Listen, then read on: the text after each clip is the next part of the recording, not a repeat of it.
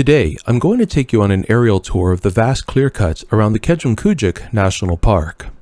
To accomplish this, we're going to apply some amazing technology, the Microsoft Flight Simulator 2020, which creates photorealism by using actual satellite imagery of the entire planet. The flight sim draws its data from Bing Maps, and that data is dated to 2020, so it's very recent. What you're going to see in this virtual flight is what is actually there. We're going to take off from a kind of place I'm very familiar with, small bush airports, this one around Liverpool at the southeast side of the route, and we're going to fly to Digby at the northwest side of the route. We're going to ignore air traffic control's directives since this is only a flight simulator, and deviate broadly north to south of the route, as well as in altitude, so that we can take time to truly absorb the unbelievable vastness of the clearcuts surrounding this famous national park. If you're not already familiar with the Kejimkujik, I've paddled a good bit of it, and it offers beautiful waterways through what within its borders is a pristine wilderness. But just beyond its borders, it's something else entirely. So I've already completed the flight checks. Let's get going. I've already set the flight simulator for maximum realism, both in aerodynamics and in graphics, because I want you to experience, insomuch as a flight simulator can provide, exactly what you would see were you yourself to take a small plane or fly a drone over this route. Canada these days requires certification to fly any drone over 250 grams. I use drones frequently for videography, so having gotten certification, I often practice flying with extremely realistic flight simulators.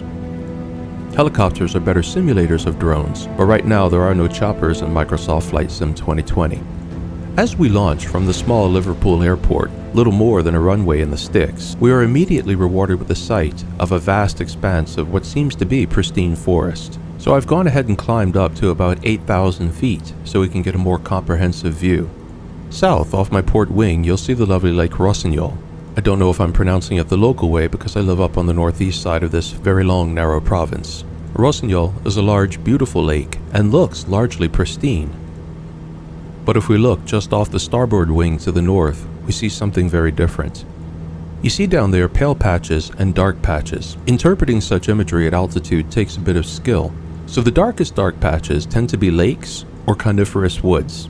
Coniferous woods are very dark and they don't reflect light back like lakes do. Pale patches can be deciduous forest, which is the natural native forest of most of Nova Scotia, which we see less and less of, due to the massive impact on the ecology by pulp cartel and timber cartel tree plantations. Pale patches can also denote clearcuts. Clearcuts tend to be a bit lighter and have less definition within since they lack the details of a tree canopy, but they are most easily spotted by their angular structure. Fresh clearcuts will often have eroding bare earth exposed too, as you see in that massive set of clearcuts down out the port window. Those are typical of monocrop tree plantations, and we'll take a closer look at some later. Notice the pale lines. Those are simple roads, often gravel or dirt, and where they look very defined is often a main route, while thinner routes branching from the main route often denote areas that are being surveyed for clear cutting, have been clear cut, or are in the middle of active tree farming operations. As you can see as we pan around the area, the landscape is riddled with clear cutting and tree farming roads. Just ahead though, you may notice increased pale detail and roads with curvature. That's a small settlement. We're losing altitude now, and that beeping denotes I'm going a little faster than the safe speed. I won't let our wings get torn off, but on the other hand, it's only a virtual aircraft. Still, apart from ignoring ATC, we're going to attempt to fly this as if it's real, because like I said, I want you to experience what you would perceive were you to actually fly this route. I'm just going to shed a little more altitude so that we can take a closer look at things. Notice the vast clearcuts evident in the distance over there.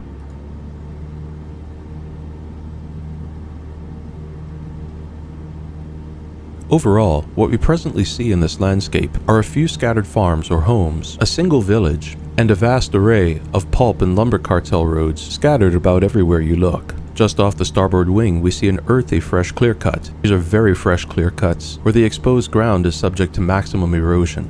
And the pale area down there at the fore of our starboard window represents a settlement.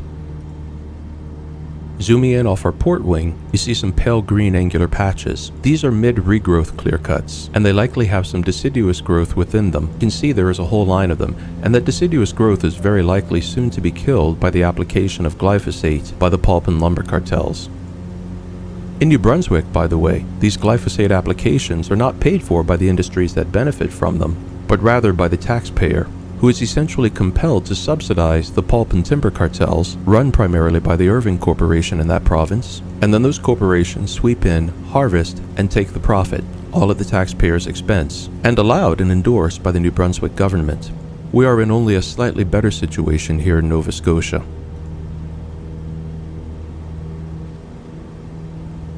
I'm going to veer us now back onto course toward Digby, and in a few minutes we'll be just north of the Kejimkujik National Park. Mountain Center generic November 5957 tree is climbing through 15,300 feet for flight level 180. Generic November 5957. We've only gone a few more miles when we discover more openings cut into the forest. There's a very large structure down below ensconced in the woods, a factory of some kind, or perhaps a factory farm. And to the stern of the port wing, we can see another angular zone of clearcuts, while off to the fore of the port wing, we see a vast array of clearcuts stretching almost to the lake. The darker ones are older, perhaps 10 or 20 years. The exposed earth ones are very fresh, most likely recently replanted monocrop tree plantations that are providing heavy erosion into the surrounding lakes. This creates a risk to the lakes because northern lakes are not designed by nature to absorb all that erosion. The erosion provides nutrients, and giving too much nutrition to northern lakes leads to dangerous algal blooms, toxic to humans and wildlife both. A lake's entire ecosystem can be destroyed by such algal blooms, and we've been seeing more and more of such blooms here in Nova Scotia, especially in proximity to these vast clearcuts.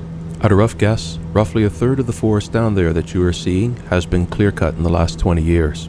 I see some irregularly shaped clear patches coming into the picture. Those are most likely farmsteads, and while the denuding of land for farms does also count as a clear cut, the presence of these farmsteads is absolutely minimal compared to the expansive clear cuts.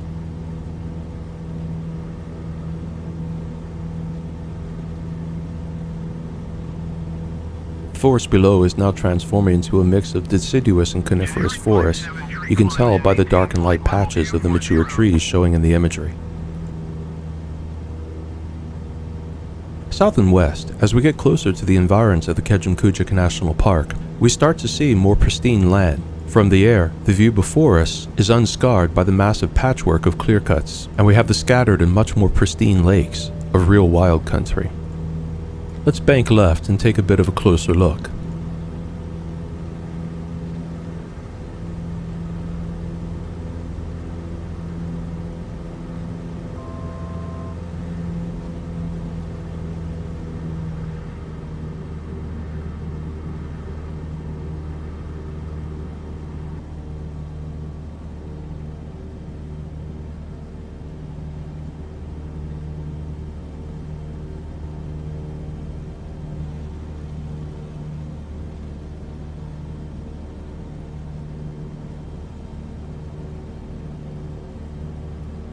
Brings back great memories flying over this region. I've paddled it and found the Kejimkujik wild country to be some of the most beautiful I've ever seen upon this green earth. Though by contrast, I found the trip to the Kejimkujik National Park to be absolutely shocking. The best access to the park comes from driving to Digby and then taking back roads to its edge and setting out from many of various locations by way of canoe. But from the ground, the landscape outside of Digby was like a scene from a sci-fi about a dystopian or apocalyptic future. Deciduous forest destroyed as far as the eye could see, one vast clear-cut after another. In their full scope, they must have covered hundreds, if not thousands of square miles. You'll see what I mean shortly, I'm sad to say.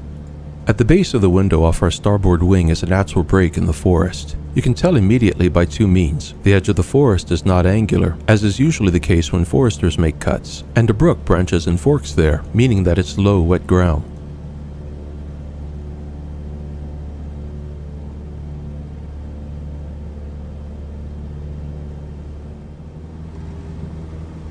We're getting to the edge of the wild area now, and off in the distance we can see breaks in the landscape that indicate the presence of farms, human habitations, and the distant pale patches that often reveal the activities of forestry. Notice those two lakes off the starboard wing, how murky they are. In northern lakes, this frequently occurs because they are receiving an overabundance of soil through erosion. Unchecked, this will kill those lakes. Just going to double check our course here. I think I'll take us a bit north of our course line. That'll take us a bit north of the confines of the park. and be a bit more revealing of what is really going on with the forest in this area. In my experience, the Kejimkujik National Park itself is kept pristine, but that's not really going to do it much good if the surrounding forests, which provide essential habitat to all the wildlife in the area, including migratory birds, as well as providing invaluable soil retention service, is allowed to be cut. The waters of the Kejimkujik are clear and pristine, and I could see straight to the bottom of the rivers and lakes that we paddled over. Subjecting those water bodies to erosion would destroy them. Again, I want to emphasize that while this is all generated through the Microsoft Flight Simulator 2020, the imagery that you're seeing is created by way of photogrammetry. The data comes from actual satellite imagery that is current to 2020. And through the magic of photogrammetry, the flight simulator converts those satellite images into 3D renderings. In plain English, what you're seeing is almost exactly what you would experience if you were in the air at that location in real life. Down below is a lovely and rare expanse of undisturbed forest. You can tell because there is no angular patchwork that would indicate any of the activities of tree farming and forestry. But if we look just a couple miles off the starboard wing, right at the edge of the national park, we can see active, even aggressive forestry once again in operation. At the edge of the lake you can see a service road, and the various colors indicate old to very recent clear cuts. I think that's worth going to take a closer look at.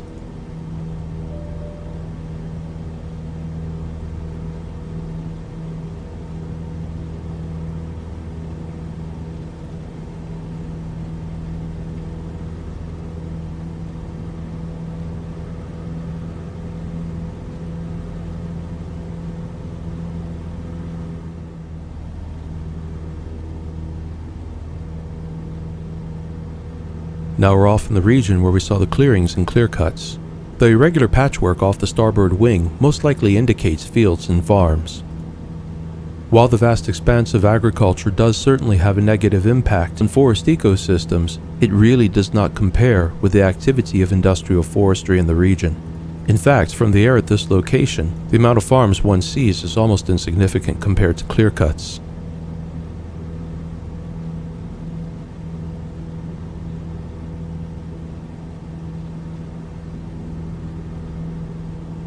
By Nova Scotia standards, this isn't too bad, but if we look to the port side of the aircraft, we're going to see a very different story.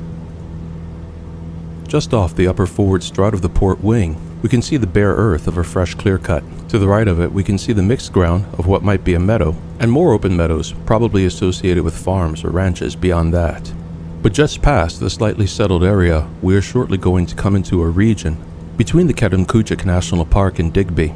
A region covering potentially hundreds of square miles, where the clear cuts are vast and ghastly, like open sores upon the ecoscape. To make matters worse, after most of these clear cuts have been created, they will be replanted with monocropped conifers, creating a non-diversified terrain that will be sprayed repeatedly with glyphosate to put down competing deciduous trees and shrubs. And these regions will become the equivalent of green deserts, looking green to the untrained eye, but unable to provide suitable food or habitat for the majority of forest creatures, unable to effectively resist erosion, and in which the soil ecologies that are in forests rich in mycorrhizae, essential bacteria, nematodes, and tiny insects that provide the essential nutrient and networking of a forest will be devastated, because the native species have been systematically removed by huge cutting and hauling machines that will also have compressed the soil, destroying the ground's water-holding potential. These replanted green deserts are in reality vast zones of environmental devastation. We've passed the Kejimkujik National Park, so let's change course and run directly toward Digby now. And within moments of the course change, we see directly before us an incomparable expanse of clear cuts. Notice the very light pale patches, some yellowing or with earthy colors and green circles in them. That supposed forest is more clear cut than land. On and on it goes west from Kejimkujik, nearly to Digby, as far as the eye can see, and that's from an altitude of 2,000 feet, where we can see a long way into the distance. There is literally more clear-cut than forest down there, and of what forest there is, I do not know how much is actually ecologically intact and environmentally healthy forest. I can't tell from this altitude. What I can tell you is that in pretty much all of those patches, the native trees of the Acadian forest have been replaced with monocropped conifers.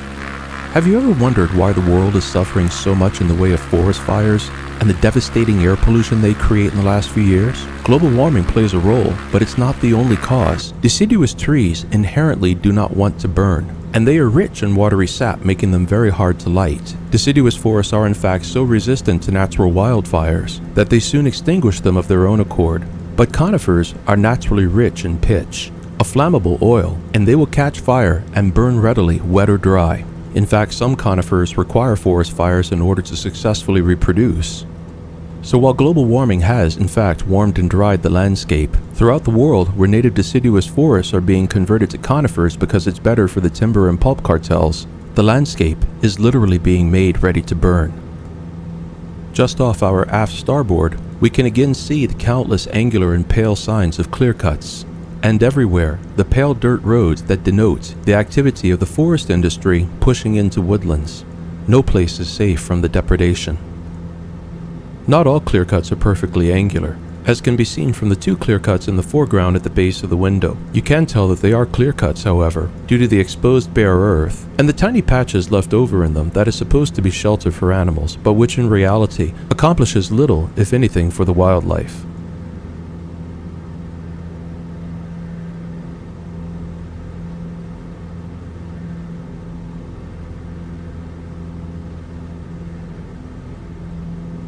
Right down there, between the aircraft struts, we see an ordinary road used for farms and homes, and the irregular patchwork ground that indicates fields and meadows. This is the landscape you will experience if you ever go to Digby and take the route into the Kejimkujik National Park. Unfortunately, this applies to far more than just this region. Anywhere you go in Nova Scotia, anywhere that is wooded and rural, is going to look like this from the air. Because the northern forests, a not long ago pristine environment that is essential as habitat for migrating birds and a vital part of Earth's carbon capture system, is seen by the timber and pulp cartels as little more than a resource to be mined just as quickly and aggressively as they can. It is in fact being mined so fast that, as you can see from the satellite imagery taken this year directly below, those forests have had no real chance to regenerate. The reason we can pick out those clearcuts so easily from this altitude is that if we were actually to fly down there and take a close look at those trees, they would be little bigger than diminutive shrubs at most. Not long ago, Nova Scotia's Department of Natural Resources changed its name to the Department of Lands and Forestry, clearly denoting its alliance with industrial forestry. Now, DLF claims that it takes 80 years for a forest to reach maturity. This is patently untrue. Trees are naturally long-lived organisms, and at 80 years, many trees are barely into adolescence.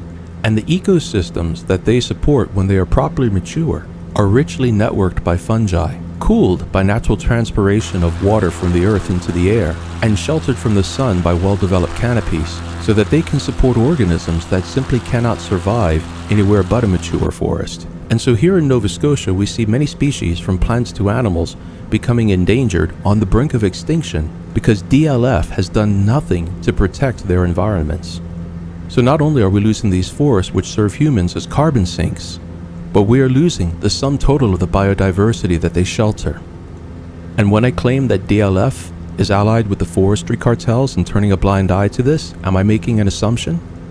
Recently, a number of provincial nature conservation organizations won a lawsuit against DLF, where the courts had ruled that DLF was in dereliction of its duty to protect species. And DLF biologists have approached me in confidence and shared with me that DLF was intentionally allowing the extinction of various species, anticipating for the forest industry that after they were gone, people would no longer complain about their absence, allowing the timber and pulp cartels more leave to plunder our forests without restraint. Just there are the farms of a small settlement, but again, just off our port wing, we can see the forest as far as you can see has been subdivided by forestry access roads, everywhere to be cut away. Right down there, I have just zoomed in on a very recent clearcut that has been replanted with monocropped conifers. See all those green lines? That's the trees that have been planted in a row. The original biodiverse Acadian forests, hardwoods such as various maples, birches, ironwood, and beech has been systematically removed to be replaced with whatever species of conifer they decided would grow there best. Just going to make sure the fuel tanks in each wing are properly balanced, since I'm doing this flight at maximum realism, and then we can turn our attention back to what is going on down there. We're about halfway between the Kejimkujik National Park and Digby now, and off our starboard wing we see more of the same thing. Forestry activity roads, clearcuts, and evidence of forestry operations such as glyphosate application, quite literally, all the way to the sea.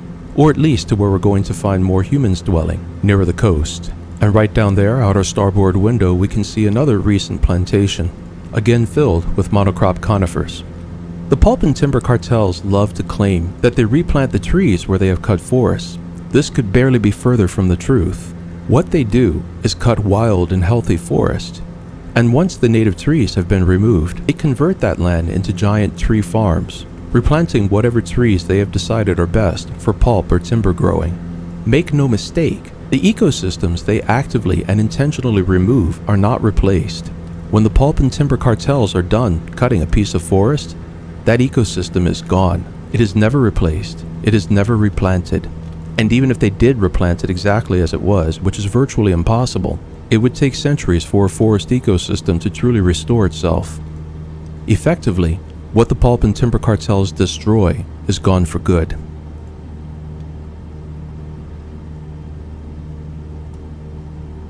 We're getting a bit north of our course track here. I'm just going to swing to port and bring us back more in line with the Digby Airport. Airport's a strong word for it. It's more just a little runway and a couple of outbuildings, but it'll do for a little bush plane like this. I'll just set the autopilot to run us that direction so that we can focus more on paying attention to what it is that we're seeing. So we're banked to port pretty tightly here, and what appears to be forest out the portside window to my eye is half regrown clearcut. Trees are more distant than they should be, and there's no solid canopy over them. Inexperienced persons will often look down at this type of thing from the air and think it's an actual forest though. If we look up, closer toward the wing and halfway up the struts, we can see more clear cutting. That looks to be a clear cut in progress down there. And if you look out toward the horizon, beyond the settled areas just a few miles from the coast, there is at least as much clear cut as forest. And what doesn't appear clear cut is usually half regrown forest that'll be cut again long before it's anywhere close to mature and nowhere near biodiverse.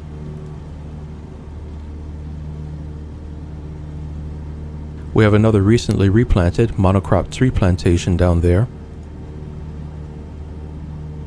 And just off our starboard side, near the front of the starboard window, we're coming up on what looks to me to be a clear-cut bit of private land.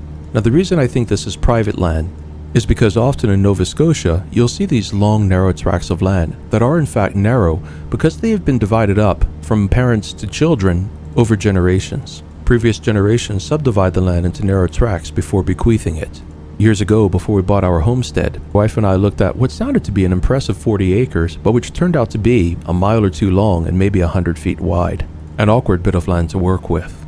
Just westerly of that narrow tract though, we see a lake, and disturbingly an expansive clear cut right around a substantial stream that feeds into it. Just off my starboard fore is the small town of Digby. In the immediate environs surrounding this town, we're not going to see much more in the way of clear cuts. The timber and pulp cartels have gotten pretty good about keeping these things hidden. Even if they do put them in beside major roads, they tend to leave concealing stands of trees so that passers-by will never notice them. If you think you're in a forested area, park your car on the shoulder, get out, and walk 100 meters through the trees. Odds are extremely good you'll find yourself standing in a clear cut. Alright, Digby proper is just ahead of us, which means the airfield is just below us. So I'm going to cut engine power at this point and put us into a bit of an oversteep dive. Like I said earlier, I wanted to keep this flight as realistic as possible so that you could experience the sight of this landscape as if you were actually in the air. But I'm going to dive a bit steeper than is normally proper or quite safe, just to put the aircraft on the ground as quickly as possible so that we can continue along.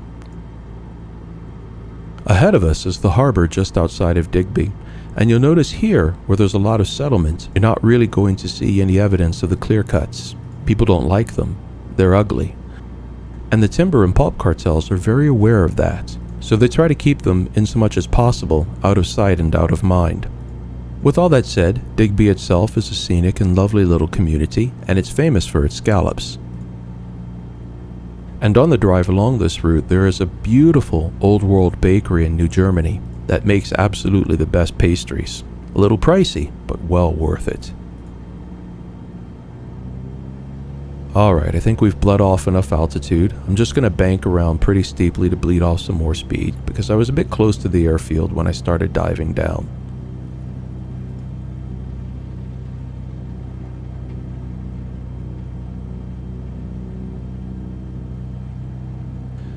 And there it is, just ahead of us. I'm going to also drop the flaps here, so that we can pull the nose up a little bit and bleed off a bit more speed because we're still a bit high.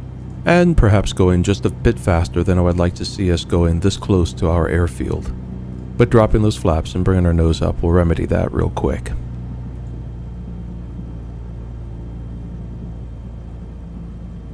There's the runway light, we'll just aim for that. And in just a moment, we'll put her down nice and gentle.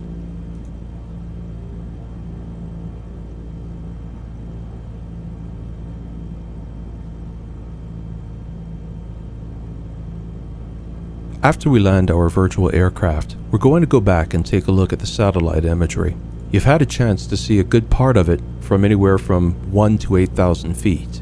But I think seeing it by air, even if virtually, allows one to perceive more deeply the devastating information contained in those satellite images that we looked at the beginning of this flight, that is really quite hard for a person not trained in the interpretation of aerial imagery to really understand.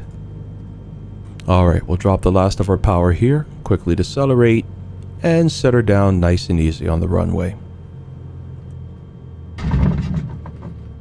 And instead of pulling into a parking area and doing a proper shutdown, which I would do if I were practicing for actual flight purposes, we're just going to hurry up and pull over to the side here so that we can end this flight and get on to taking a look at that satellite data.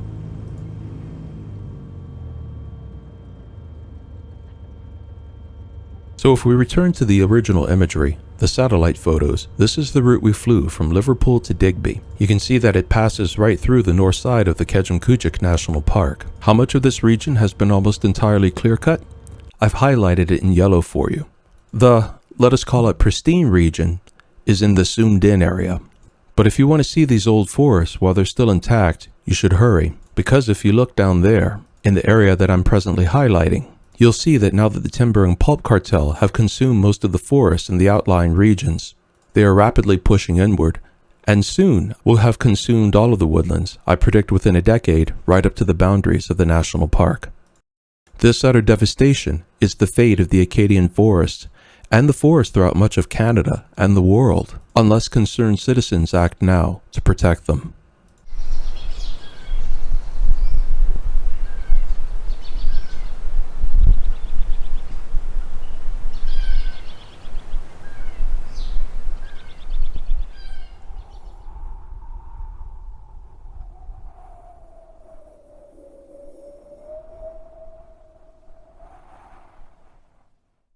Thank you for watching. Please subscribe to keep abreast of developments in the world of natural science and to follow conservation issues.